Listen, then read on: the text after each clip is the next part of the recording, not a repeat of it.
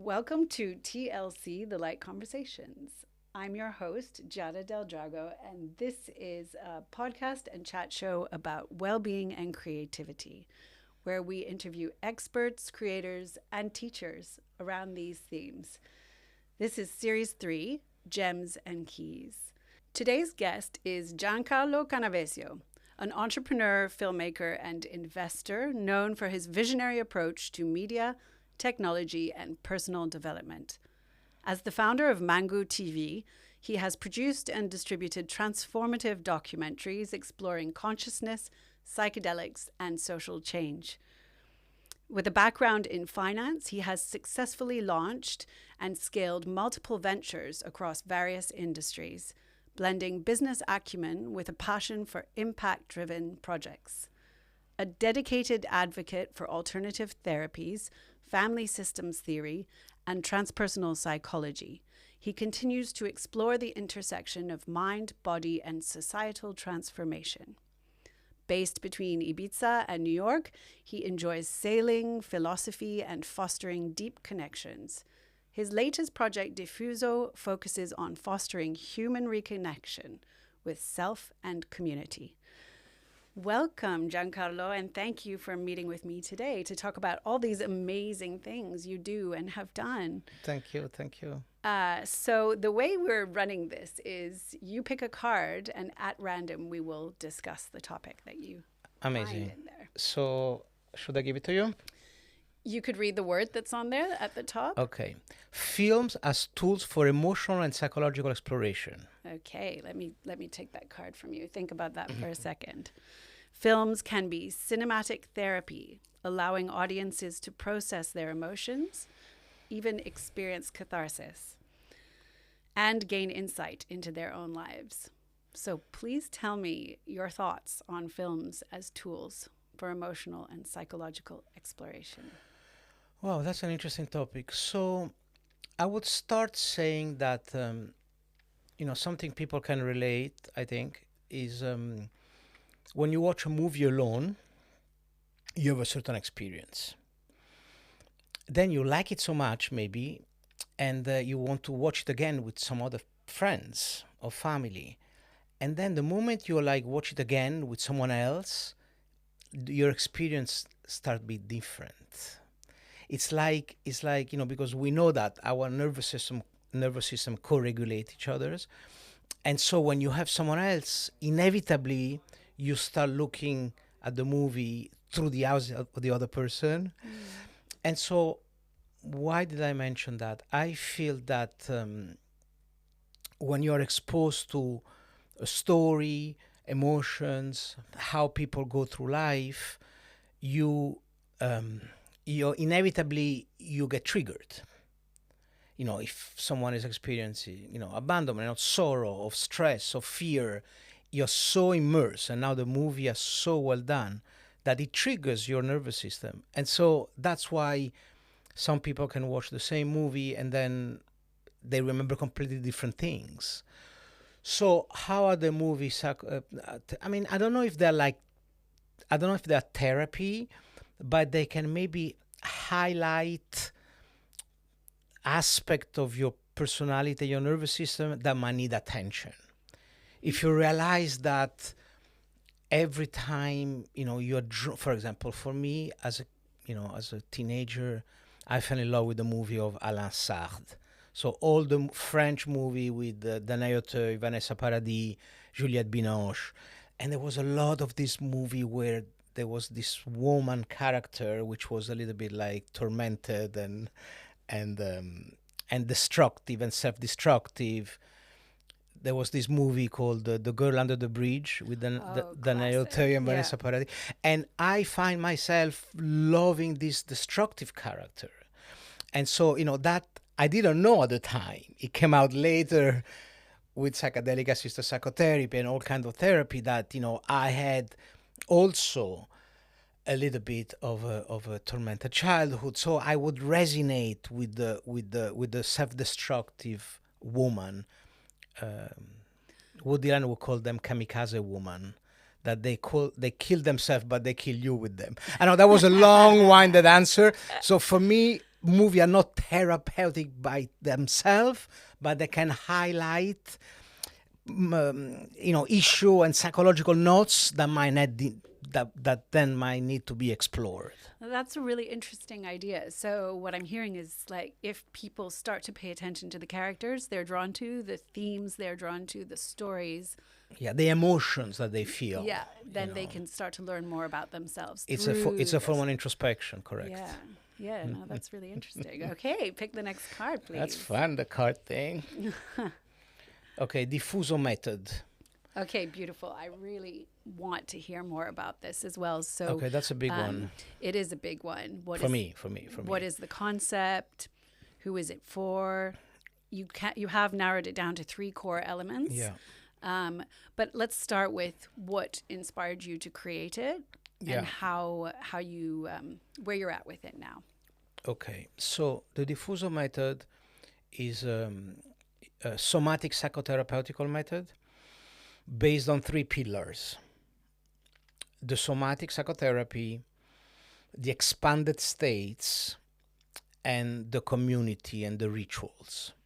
So, it came from mine and my wife's personal experience. We both came from, addictions, both of us, all kind of addictions. And so we went through this healing process that we started, I don't know, I would say 25 years ago. And so okay, let's look at these pillars one by one. So the expanded state, those are all the experience that give you some sort of like peak state. So it's a strong emotional experience. The typical expanded states would be the psychedelics, so ayahuasca, magic mushroom, LSD, even MDMA. You have these expanded states where you feel whole, you feel connected. Breath work, holotropic breath work. There's all kind of breath work, but breath work is an expanded state. Sleep deprivation is an expanded state. Darkness retreat is an expanded state. Even yoga, really a walk in the forest or a cold plunge can be an expanded. So an expanded state is an experience that brings you this strong emotional feelings of of being self-connected, of feeling whole, of knowing who you are. Typical ayahuasca retreat. But the issue with the expanded state is that they don't last. So you have an expanded state, but then the metaphor that the neuropsychopharmacologists use is the metaphor of the snow globe. So you shake the snow globe, everything is possible. You have like this new understanding of who you are and who you're not. But then when you let the snow globe, the old snow go back to the neurocircuitry, all the wiring goes back to the original wiring. Another metaphor is the cross-country skiing.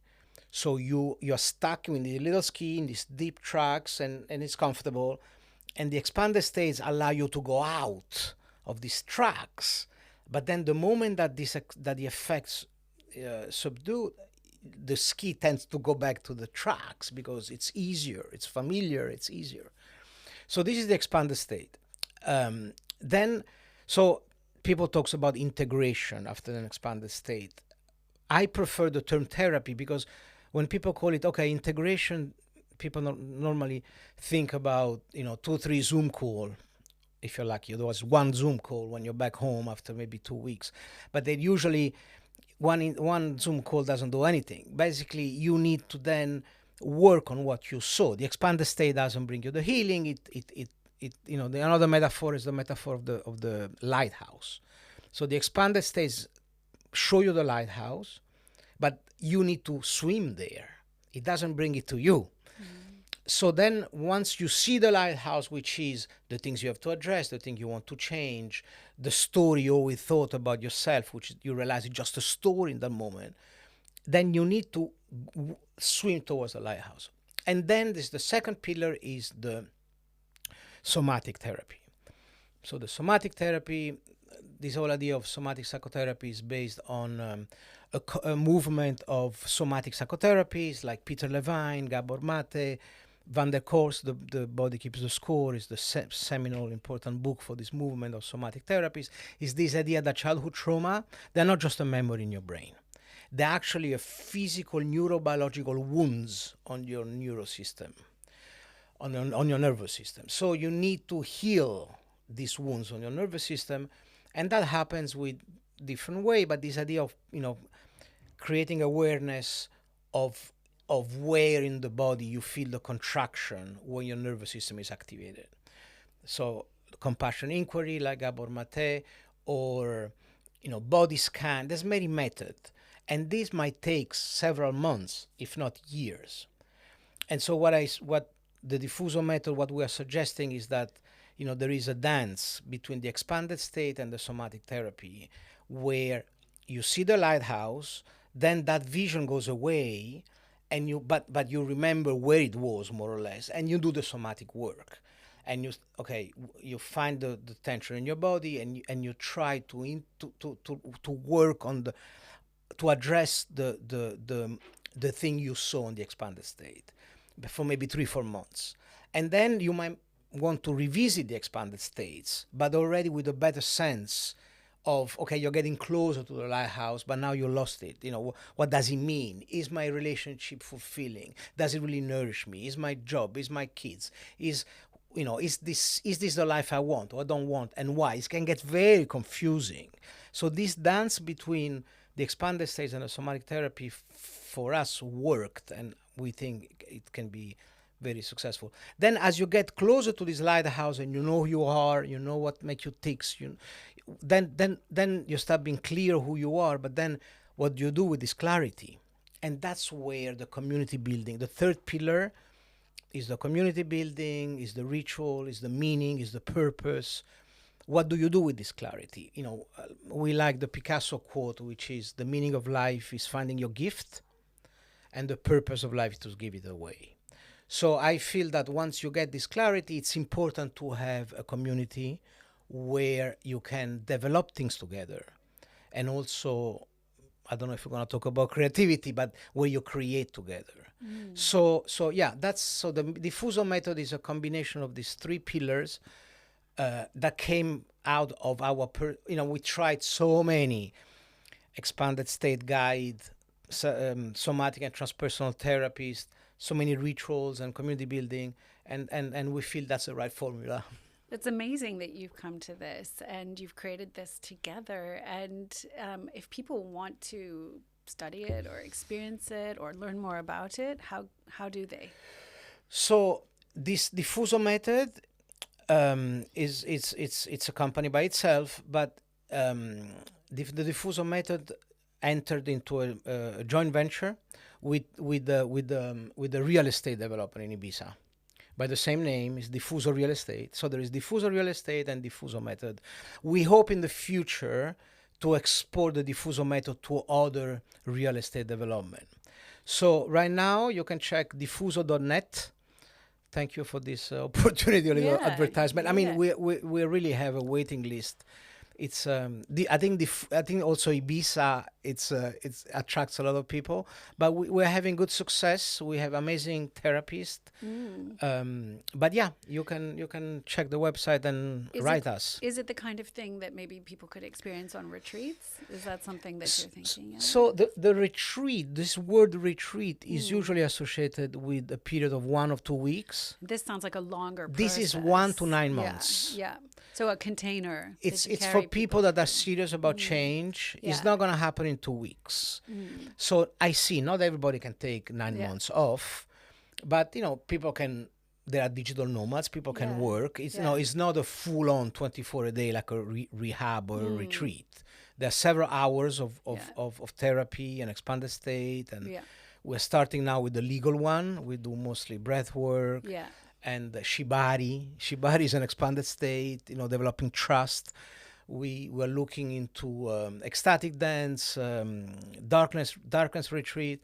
So So yeah, 1 to 9 months. And is this something you do one-to-one or in groups? There's a program. Yeah. It's bespoke. So the client reach out to us. We start with a first questionnaire, then a deeper questionnaire, then there's some consulting. It depends. Everybody's different. Yeah. It depends the state of the nervous system.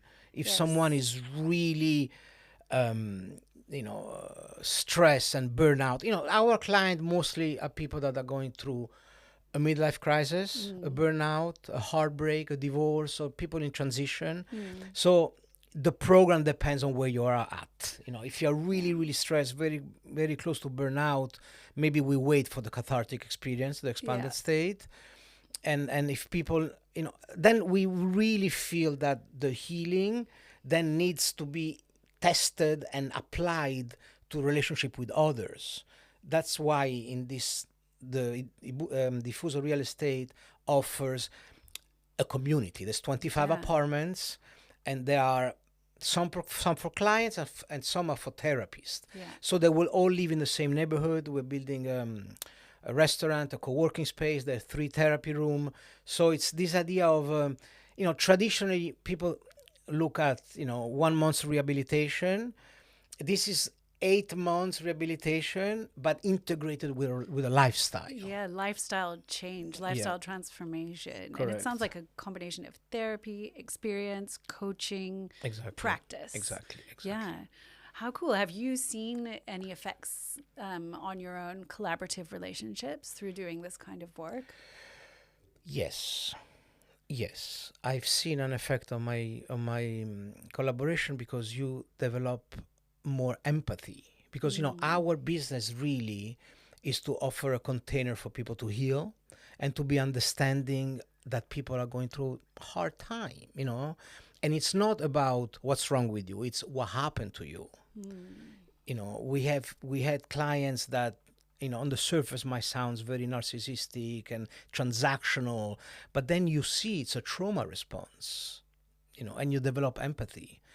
And so, I used to be maybe harder with my collaborator, my colleague, but now being in the mental wellness space, you become much more empathic and patient, and you don't react, you don't take it personally.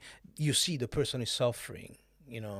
So it sounds like it's a good question. It leads to deeper collaborations and better relationships. Yeah, more authentic. Yeah. And more empathic. I think that's the word. Yeah, empathy. Empathy in business is an interesting idea. Yeah, exactly. It's the conscious leadership, they call it.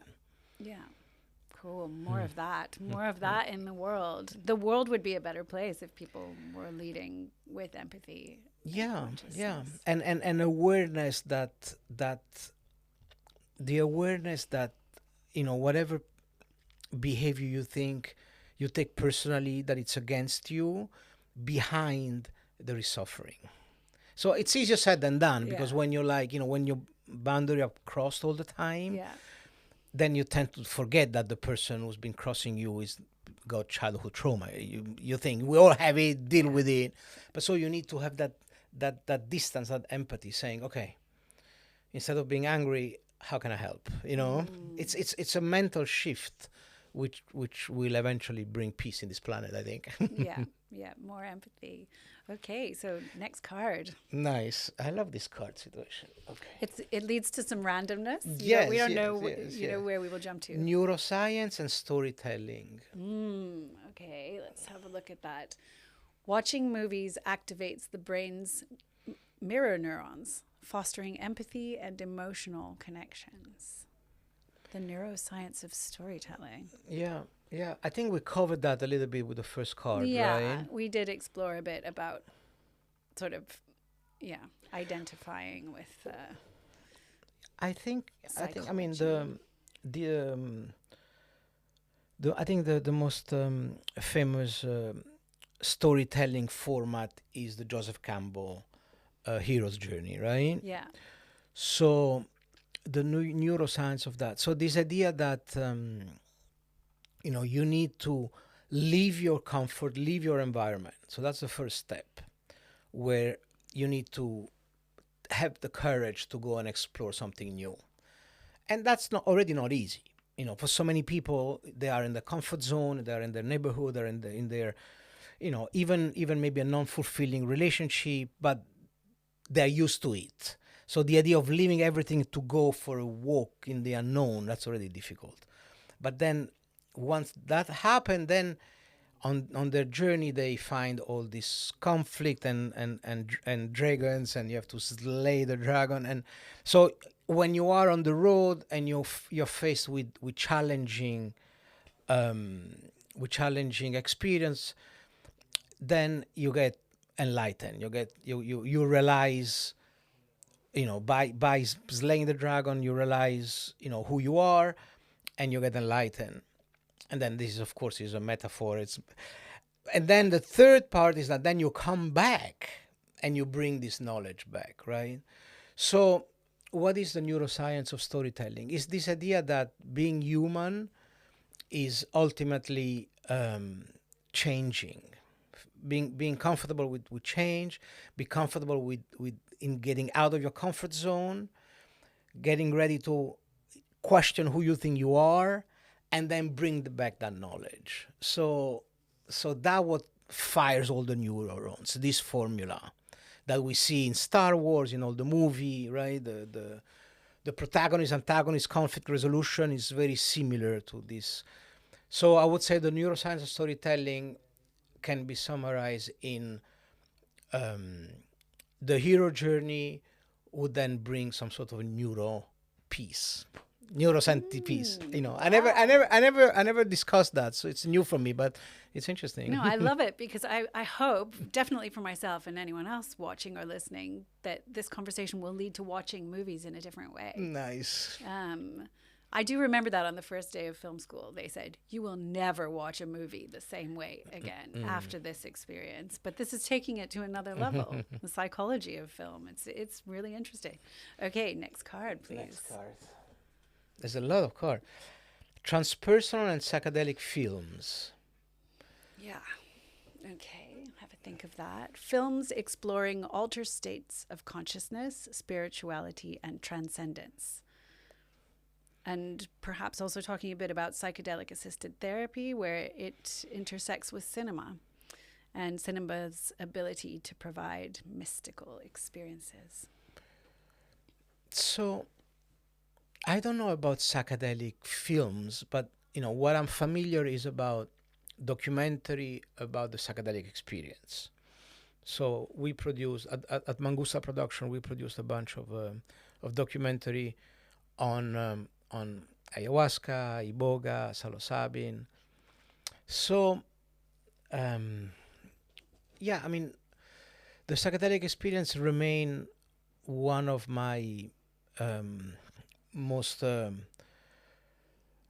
it remains one of the most interesting activity, if you want. It's going through a little bit of a contraction now, because I think it's been a little bit abused in the West, and maybe there's not a fully understand on how to use this medicine. I think that the West has this approach of the shortcut, the silver bullet, I'll take the pill, and the psychedelics they're not. That is a psychedelic is not a pill. It's like a process. Is even more than that. It's like an ontology. Is a way. Is a value system. When the indigenous people talk about the river as being my brother, and the sun my uncle, and the moon my grandmother, and the mountain my sister, it's not a metaphor. They mean it literally. They feel that like the animist belief system believe that we are molecularly connected to the rocks, to the water, to the stone, to nature. So having said so, there are still very interesting application of psychedelic for mental well-being, for PTSD, for depression, for anxiety. So I've started myself. We produced Neurons of Nirvana, was the first documentary about really, Neurons to Nirvana was about 5 psychedelic. It was about ayahuasca, psilocybin, MDMA, cannabis, and magic mushroom, maybe. Um, then I distributed and helped producing many other documentary on ayahuasca, on iboga. So my experience with psychedelic and films has been more into documenting rather than psychedelic film per se. Does it answer your question? Yeah, it does. And thank you so much for mentioning the films that you've made. They're kind of listed on another one of the I cards. see. But just to capture Yeah. that last bit, which is that cinema has the ability to provide a mystical experience, almost like like a psychedelic or dream. Cinema can take people to altered states and totally. other dimensions. And that's Absolutely. kind of one of the most exciting things maybe about filmmaking is creating dimensions and experiences Totally. for people to go on without the psychedelics or being asleep. Somebody once described dreaming to me as like going to the cinema for free. And do you have a favorite film that creates a mystical experience for you? If you like one or two films that you just go, wow, that is visually, thematically, like it takes you to another dimension. It's funny because my honeymoon with films really was in the 90s. And so my love affair with movie started with, Polanski, Woody Allen, Coppola. So in a way, it was a little bit dark, right? I think when I think of the 90s, I think of Train Spotting, Yeah. La Haine. Yeah. Those were kind of the dark, stylish films. I remember. Yeah. I mean, back then. I resonate with all the Polanski movie. Yeah. Bitter Moon and Rosemary Baby, and they were a little bit dark. And then when I arrived in New York, in the 2010, I fell in love with documentary. And now actually we are like more as a family. We're going back to movies, and what I feel the quality of feature films. You can tell from the Oscars. I mean, you see the Oscars of the 70s. You have like The Godfather, and now this Oscar nominated, they're not amazing, like this year and last year. So I want to answer your question. I mean, I loved Anatomy of a Fall. I feel that was for me, was it mystical? I felt that the exploration of these couple dynamics were really accurate and enlightening. But then because again we see all this movie through the lens of our own story. Yeah. So for me, relationship, especially romantic relationship, has been one of the things I'm most interested about. And so there was this exploration of husband and wife, which I think was very powerful. Yeah. Yeah, I wish I had more movies I could mention the last few years that really hit me in the stomach. But The Substance was. It wasn't not even a movie, right? I think it was more like. I have not seen it, but I hear such good things about it. It's very dark. Yeah. Very dark, but there is something. I feel it's more like video art. It reminded me of the. I have to see it. Yeah. There's a video artist, also filmmaker, called Steve McQueen, who's done all this. Yeah, Steve McQueen was one of our tutors at St. Martin's. He's one of my teachers. Yeah. And he does all this work with bodily fluids. Yeah. And I felt a lot of that in The Substance. But, now that you ask me, that's came to mind. To you. Yeah, as a recent of mystical experience. For me, all of Terry Gilliam's movies are mystical experiences because they're so heavy on aesthetic and set design, but very surreal. Like all of his stories and journeys are with such surreal characters. And David Lynch, mystical experiences I find through... rest in peace. He's just passed away, and everybody's awakening to David Lynch now. Okay, do you want to choose another card? Yes. Mango TV. Okay, yes, Mango TV. What inspired you to set up Mango TV? What is the concept, the driving vision? and what are some of the films you present? And also, what films are you looking for now in case anyone out there wants to send some movies in? Okay, so I think it was I, I think it was like late 90s, beginning of the 2000. A friend of mine was a filmmaker, and he asked me to shoot a short movie. It was a short movie based on one of oh my god, I have a doubt now. Um, it was a short movie. I think it was called Music for Chameleons. Mm-hmm. I can't remember the author now, but anyhow, so he asked me to shoot this short in the loft in New York, and that was my real first exposure to filmmaking, and it was amazing. I mean, it was for me.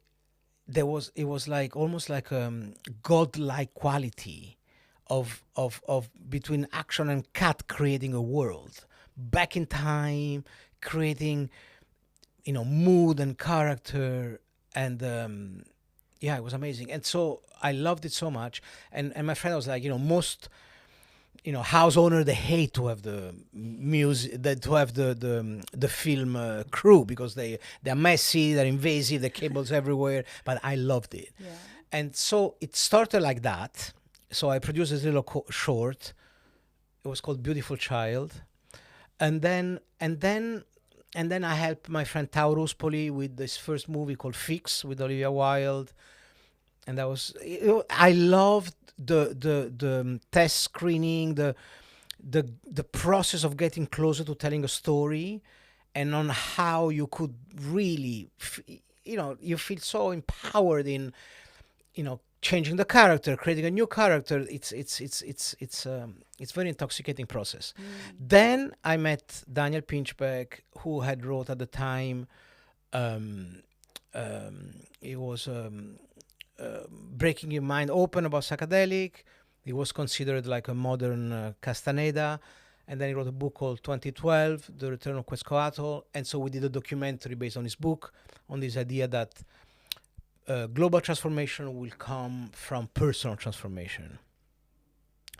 So that's how it started. And then we did more documentary. We did a documentary on called Being in the World, based on Heidegger, on what it means to be humans. We did documentary with Ricky Lake on We the People, about the therapeutical benefit of cannabis in conjunction with chemotherapy for pediatric cancer. Anyhow, they're all on mango.tv. And then we also license others documentary that we like, and we aggregate them in this web channel that you can have a look for yourself. And are there any particular themes that you would love people to send you their fantastic documentaries on? So, we're not doing production anymore because it's just too expensive and too long. I mean, completed films. If anyone out there has got a really good documentary on what particular themes would you love to watch? On the website, people can see there is like three groups. There is psychedelic medicine that continue to remain an interest of mine. It would be nice to see a little bit less of the medical application and more of a ontological paradigm shifting, on how can, not just how this medicine can reduce the blood supply in the brain and allow for healing. It's all true and it's all important, but I'd love to see more cinematographic exploration of what are the values that this medicine brings, and how these values can be integrated in the West. So there is a psychedelic medicine. Then there is, one topic which for me is very interesting is intimacy and sexuality and romantic love. So we have Monogamish, on the movement of ethical non-monogamy. And then our new head of acquisition of Mango TV has finally brought us, I hope everything goes well, the second title called Sexology. And I'd love more. Basically, I'm interested on, like, sexuality. I didn't mention earlier, but it's definitely an expanded state. This idea that, Eros, and not just the typical orgasm, the way we see it, but orgasmic states are a way of feeling connected, otherworldly, la petite mort in French, right? So, in that sense, orgasmic states are a state of divine connection. So I'm interested in that. I'm interested on not just on this divine connection state, but I'm interested on how can this divine connection states then can bring to healing. How are they informative on the life you want to live? It's a state of awe, of vulnerability, um, of awe. And then the third is regeneration. So that's a very wide, we in regeneration, this idea that, so the term is used in agriculture, meaning regenerative agriculture is an agriculture that preserves biodiversity and so feeds your microbiota for the perfect nutrients and of your body. So that's for the body, not body nutrition. And for mind regeneration is this concept of developing awareness and learn to go through life in responding to the external stimulation of life, but not reacting. So a reaction is out of a wounded place. If you tell me to take the garbage out and I start screaming, there's more there. It's not just the garbage. And in romantic relationship, in family, with your kids, with your husband, with your parents, it's very charged. And so it's important to know to respond and not react. So a regenerative lifestyle is a lifestyle designed to continue the inner exploration, the inner landscape. So that's the three groups. So cool. So cool. Yes. And they all connect together because I think consciousness is the one word that's in all three, isn't it? And when I hear expanded states coming up a lot in your vision, in your creating, in your interests. And it's making me wonder if ideally life can be an expanded state. Or do you think life is a grounded state and the joy in life is the expanded state? It's interesting. Basically, the expanded state is the peak experience, and it's important and it's intoxicating. But then you need to accompany the peak experience with the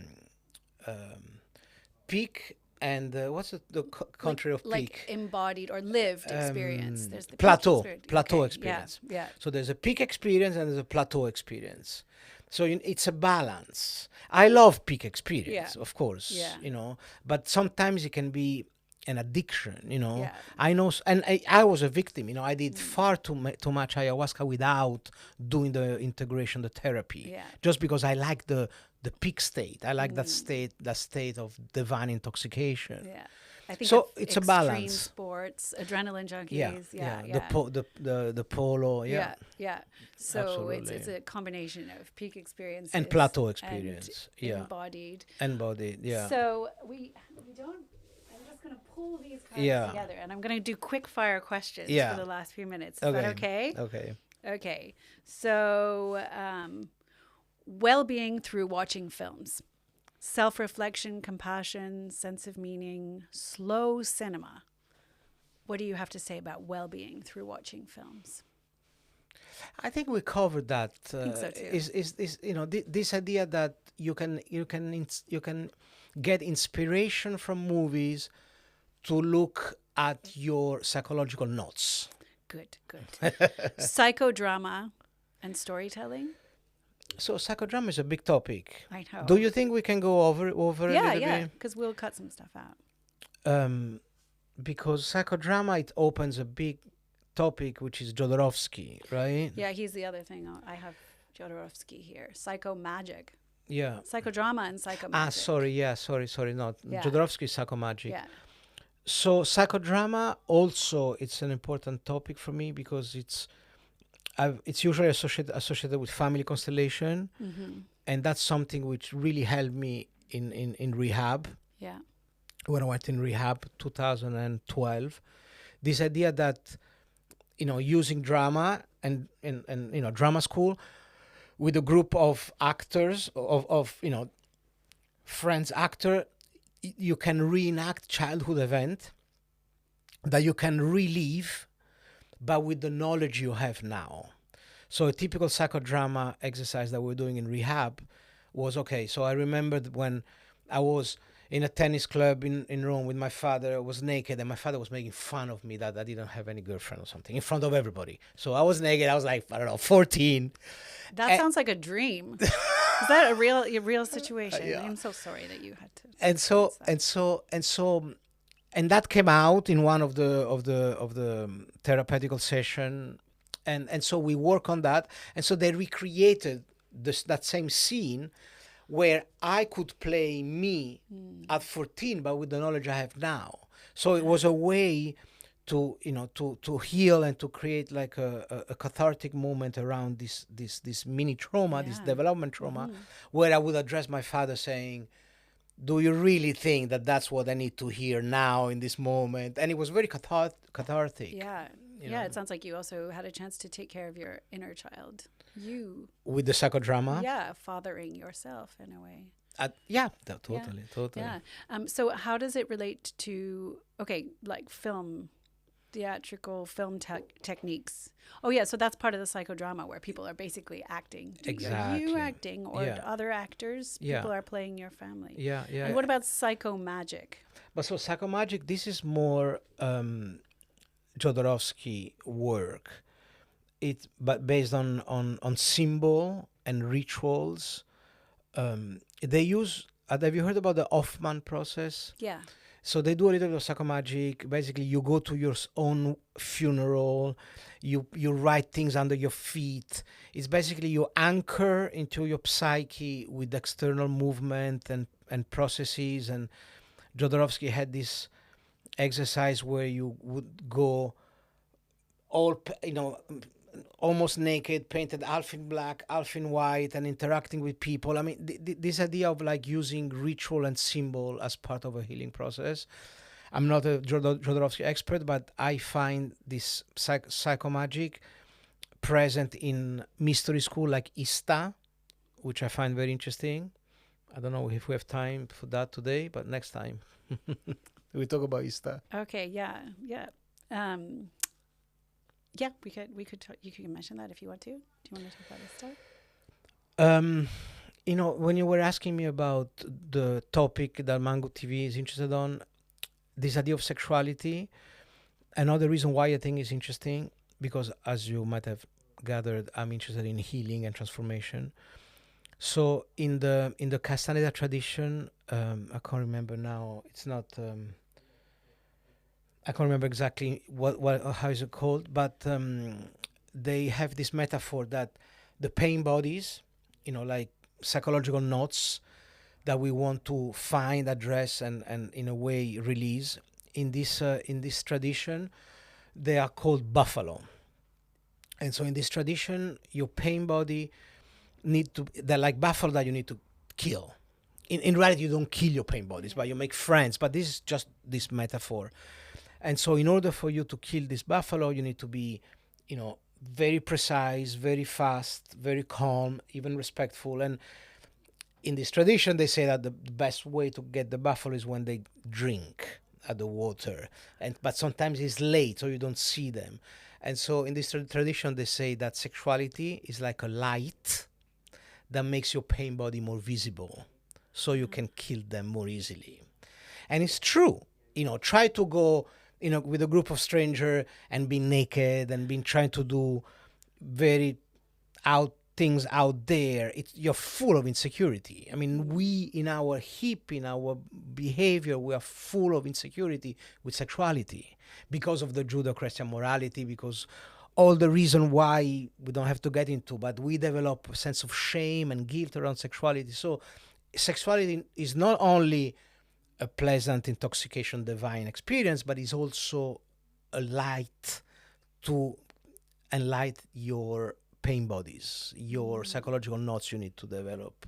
And that's what ISTA does, I feel like today you have shared so many wonderful keys of looking at things in a new way, from, identifying with characters and learning more about yourself to shining a light on the pain body through sexuality. So anyone listening has a lot of experiments to do now, right? Yeah, let's just wrap this up with you as a producer. Will you be making more films, or are you you are right now between Mango TV and Diffuso growing these two beautiful companies, and what would bring you back to producing another movie? So we're not that I am trying to make you make another movie, I know, but you've made I know. great films. I know you're dying to produce something. I know, right? What does it take to get you back into the producer role? So first of all, there is a new documentary that we finished and it's still not out there. It's a 30 minutes film on the Ibiza agricultural regenerative scene. We interview regenerative farmers and chefs, and this is gonna go on Mango TV pretty soon. Does it have a title? It's called the Ibiza Revolution, something like that. But so in terms of like future production, I'm fascinated like everybody about AI, right? So now you can see already on Instagram, there are like 2-3 minutes full on movie, completely AI animated. Yeah. So, Shane Smith from Vice, I heard him in an interview saying that in 3 years, Hollywood is going to be dead. And I mean, already now I see in advertisement, like, a brand used to like hire a place, hire the actor, hire the camera. Now it's just like a guy writing prompt, and you have incredible, much cheaper, much faster video. So I would be interested to explore AI animated film. This is going to take some time, so we'll talk next time. But, in philosophy, I'm always struggling because my topic of divine consciousness and different ontology, they sounds very new age, and people lose interest without really paying attention. I feel there's a growing interest. They're growing, but it's still a minority. When you talk about divine consciousness, you lose people immediately. Not me. No, I know. That's why we're here. Yes. But in philosophy, which there's much more respect than into the new age, they talk about metamodernism. Yeah. So there's modernism, there's postmodernism, metamodernism. Again, we don't have time to get into it, but in the metamodernism value system, there is room for a cosmic consciousness. This idea that consciousness is not created by the brain, but is primordial. And so I'll be interested to work with the AI animator, creating a story that takes place in modernist, postmodernist, and metamodernist time. Yeah, that is actually really exciting because AI has the capacity to visualize anything. The psyche, the imagination, mysticism. Anything. Even taking some of these plant medicine journeys and visualizing what they must be. So that's next for you. Okay. AI collaborations. Cool. So on that note, I really want to thank you for making time to sit with me and talk about things that are very important to me. Filmmaking, wellness, creativity. These are my passions in life. So I love hearing from you about all the cool things you've done. You're a cool dude, Giancarlo. Thank you, Giada. And I think we should get out of the closet about our professional relationship. Oh, yeah, okay. Because, you said one movie should they send me to me, but the reality is that we are now collaborating. Send them to me. And if I like them, I'll send them to Giancarlo. Exactly. But yeah, do. I mean, I love watching movies, and if they're good and they hit the right notes. Documentary mostly. Documentaries, exactly. Documentaries. And it's wonderful that you actually really support documentary making by programming documentary films. Real life is stranger than fiction, right? Thank you, Giada. Thank you, Giancarlo. Thank you. Thank you, Manvin. No. Wait, actually, give me some websites. So if people want to check out all these wonderful offerings that you... So the two company, mango.tv, diffuso.net. Simple. Awesome. Check them out. Check them out. Thank you. Thank you.